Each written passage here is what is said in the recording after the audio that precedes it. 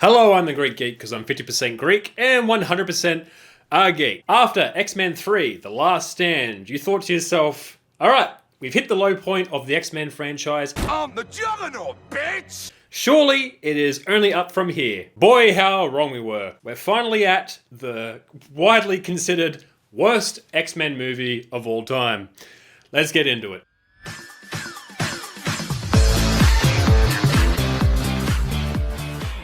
Two mutant brothers, Logan and Victor, born 200 years ago and aged very well, I might add, survive together and fight through many wars throughout human history.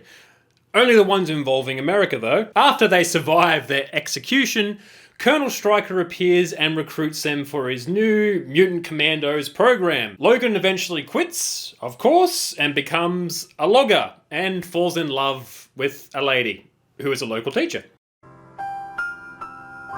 Later down the line, Colonel Stryker tries to re-recruit Logan in order to recruit him into the Weapon X program, which he succeeds, and Logan goes rogue and wants revenge. Who could have predicted that? I think the movie is actually pretty well cast. Liev Schreiber, who is Sabretooth, is pretty good. He's not the same guy who played him in the last movie, even though the last guy was keen for it, and they denied him being in this movie because he's too old, apparently. But Liev Schreiber is only a year younger, so that was bullshit.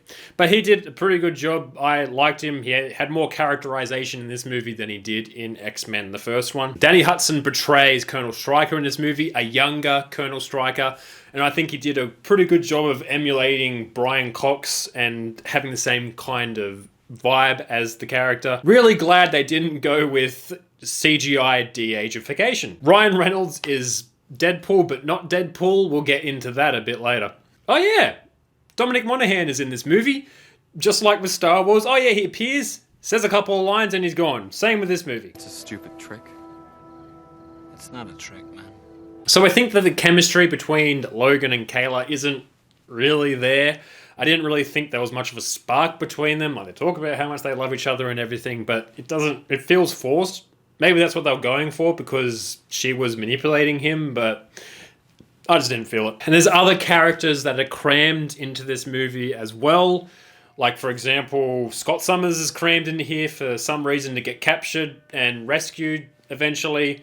Gambit is crammed in because they need someone to have an aeroplane to get to the island. Emma Frost, who isn't Emma Frost, apparently. It's not the Emma Frost, it's a different Emma Frost with just being able to harden up her body with diamond skin, but no mind control powers. Will.i.am?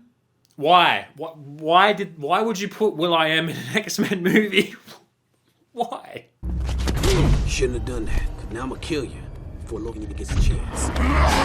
I think literally he just asked to be in this movie and they just said, yeah, sure. Black Eyed Peas is a thing in 2009.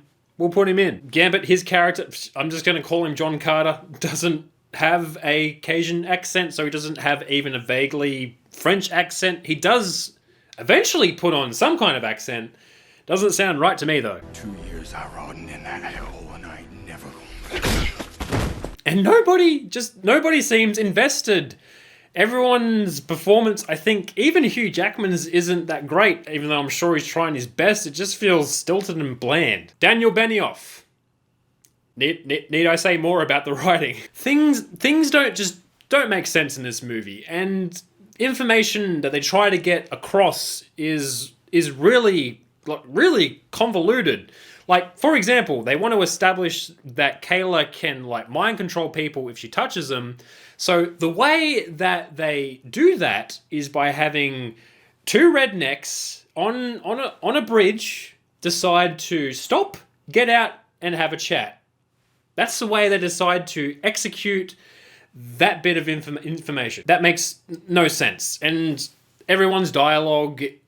There is little to no characterization in their dialogue, and it is mostly exposition, and it's not good. It's not good exposition. For some reason, Wolverine loses his memory from being shot in the head by an adamantium bullet, instead of just losing it from the Weapon X program. Like, I thought that was originally how he lost his memory, the Weapon X program. I might be wrong. It might be adamantium bullet in the comics. I'm not sure. If you know, please let me know in the comments down below. Wade Wilson, Deadpool, is just absolutely ruined. It is not Deadpool. Ryan Reynolds is well cast and he is perfect for the role of Deadpool. But he is not Deadpool in this movie. The things they do to him, the powers they force him to have, and they make him, they sew up his mouth so he can't talk. There are many videos going over. There's many videos out there of saying why this movie is bad and Deadpool's ruined. I have next to nothing to add to that, but Deadpool is very much ruined in this movie. You don't sew his mouth shut. He's the merc with the mouth. Why would you do that? Ugh. Wolverine's iconic jacket? Some old guy gave it to him. People just state just things without having to prove it, like as if just stating something just gives them that answer. For example, mind powers don't work on Sabretooth. Your little mind games don't work on me. Is it like a Jedi mind trick? Is Sabretooth just strong-minded, strong-willed? He doesn't get affected by it? Sabretooth can't have adamantium grafted to his skeleton, so they had to get Logan. Why couldn't they do it? I don't know. Colonel Stryker just says, you wouldn't survive, and that's the end of that argument, apparently. Can't beat him. Give me the adamantium.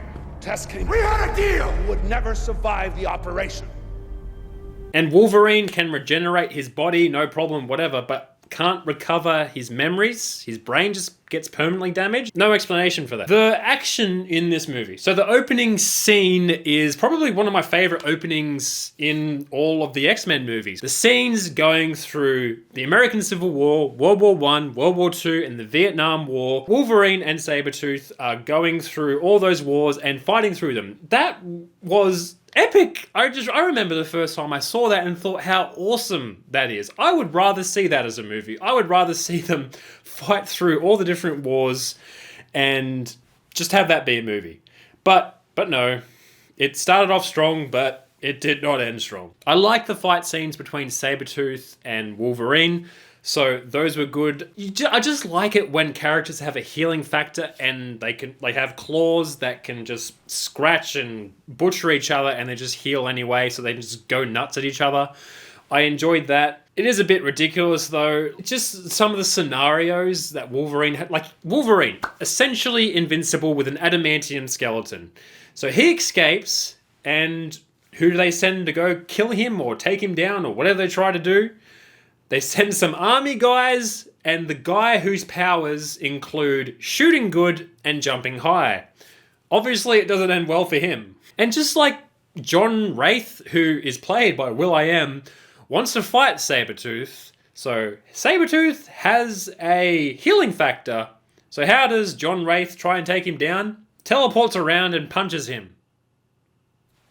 I don't see that ending well for him. I don't know how he expected that to work. World and world building. So I'm not sure about comics, but Wolverine and Sabretooth are now brothers, which kind of interferes with the dynamic they had in the first movie, which is not really having a dynamic. You didn't get the sense they were brothers, and they had next to no dialogue to each other pretty much. I don't even know 100% sure if they said anything to each other. They definitely growled at each other and stabbed and fought each other. I don't know if they said anything to each other. And bone claws. I am fine with bone claws, because that makes sense to me why Wolverine is able to have the claws come out, because he had the claws for the adamantium to go around. That makes sense to me.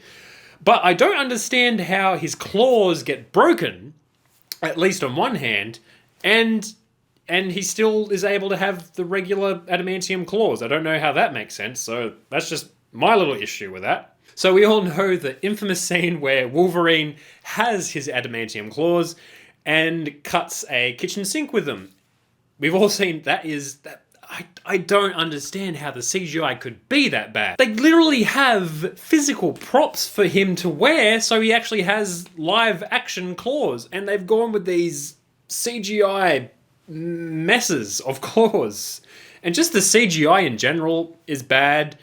And like in The Last Stand, they had a small scene where they de-aged Patrick Stewart playing Charles Xavier again.